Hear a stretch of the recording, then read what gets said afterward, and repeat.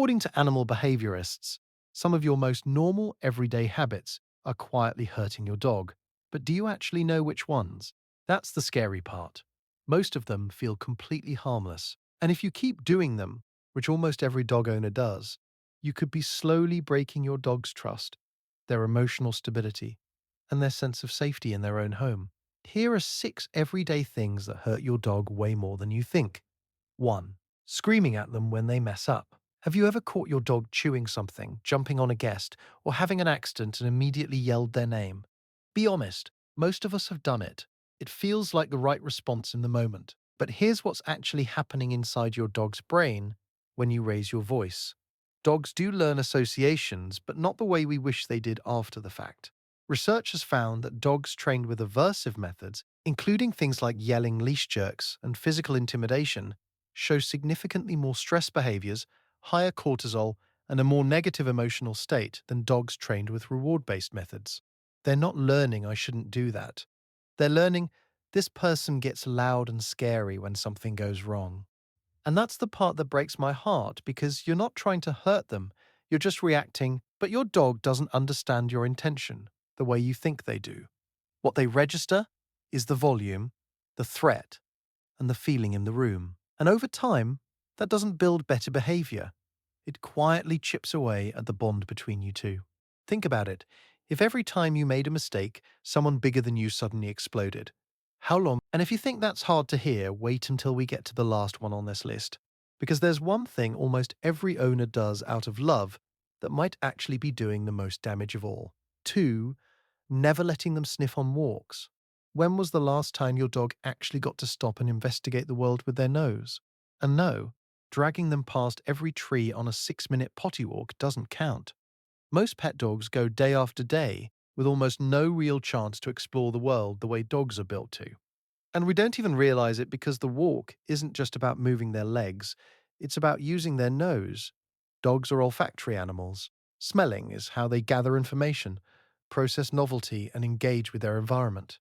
When that gets rushed or constantly shut down, something starts getting deprived on the inside. Studies have found that pet dogs who practiced nose work became more optimistic in testing after just 2 weeks. In other words, using their nose didn't just entertain them, it improved their emotional state. So that dog who pulls, paces, or comes home from walks still wound up, there's a good chance they weren't exercised in the way they actually needed. They're not being difficult, they're mentally underfed, and the fix isn't complicated. Just give them part of the walk back. Let them sniff, let them pause, let them follow a scent trail for a minute.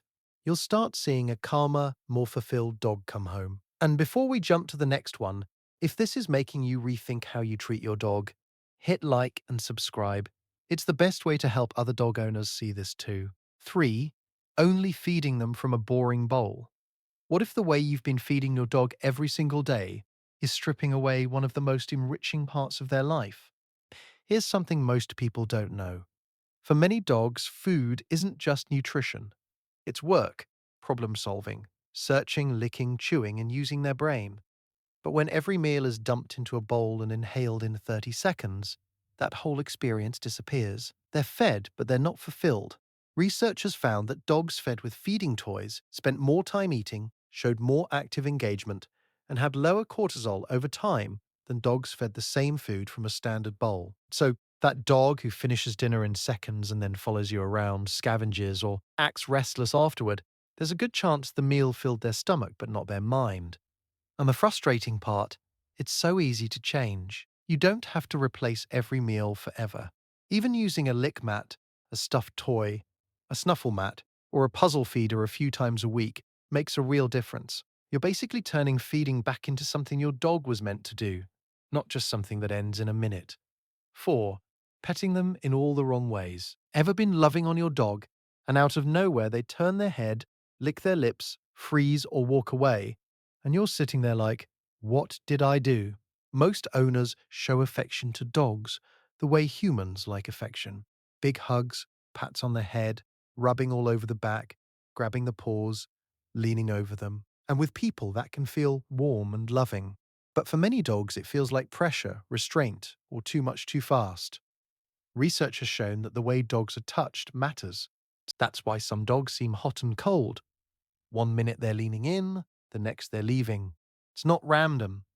They were trying to enjoy the moment, and you accidentally pushed past what felt safe to them. The fix is simple.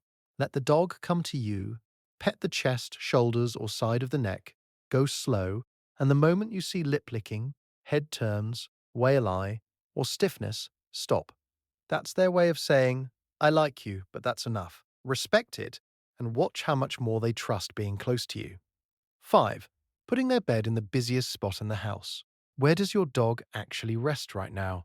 Be honest. Is their bed in the hallway, next to the TV, by the front door, in the kitchen, or somewhere people are constantly stepping over them? If it is, you might be the reason your dog never fully relaxes. We put dog beds where it's convenient for us, where we can see them, where they don't get in the way.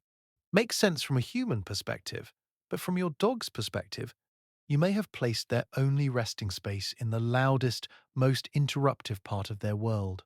Dogs need quality rest, and when they're constantly being disturbed by noise, movement, kids, visitors, or people brushing past them, their nervous system never fully powers down. Research has found that dogs who are more easily disturbed from sleep tend to show more severe problem behaviors. And dog welfare research has shown that quiet periods and more uninterrupted give them a real safe zone, a quiet corner, a crate they love, a place nobody bothers them. It gives them a place to exhale. 6. Leaving them alone way too long. Remember earlier when I said there's one thing almost every owner does out of love that might be doing the most damage? This is it. There's this myth that dogs are fine as long as they've got food, water, and a couple of toys. That if you're gone all day every day, they'll just sleep, wait, and get used to it. It's one of the biggest lies in pet culture, and it's hurting millions of dogs every single day. Research has found that dogs show an owner-specific secure base effect, meaning your presence actually helps them feel safe enough to explore and engage with the world. And studies on dogs left home alone have shown that after longer separations, dogs display more intense reunion behavior and more stress-related signs like lip licking and body shaking. This isn't opinion, this is science. So when you leave for 10, 12 hours a day and come home to a dog that seems fine, they might not be fine at all. Dogs who struggle with too much isolation